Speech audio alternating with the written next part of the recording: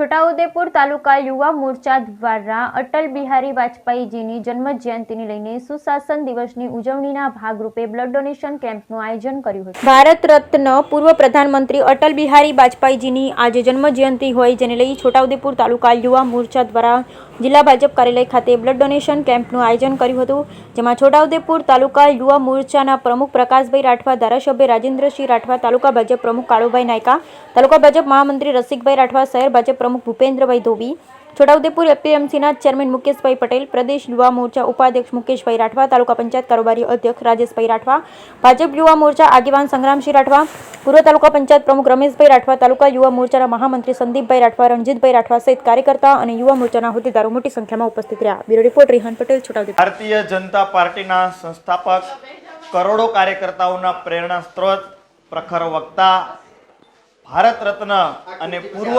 પ્રધાનમંત્રી શ્રી અટલ બિહારી વાજપેયીજીની 99મી જન્મ જયંતિ નિમિત્તે સમગ્ર દેશભરમાં સુશાસન દિવસની ઉજવણી કરવામાં આવી છે। ત્યારે છોટાઉદેપુર તાલુકા ભારતીય જનતા યુવા મોરચા દ્વારા રક્તદાન શિબિરનું આયોજન કરવામાં આવ્યું છે।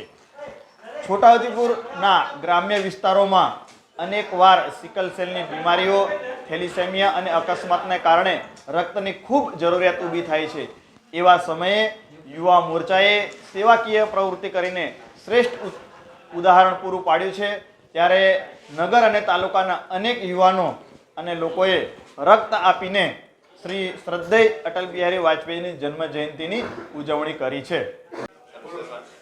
આજરોજ છોટાઉદેપુર ભારતીય જનતા પાર્ટી યુવા મોરચા દ્વારા શ્રદ્ધેય અટલ બિહારી વાજપેયીજીના જન્મ જયંતિ નિમિત્તે બ્લડ ડોનેશન કેમ્પનું આયોજન કરવામાં આવ્યું છે।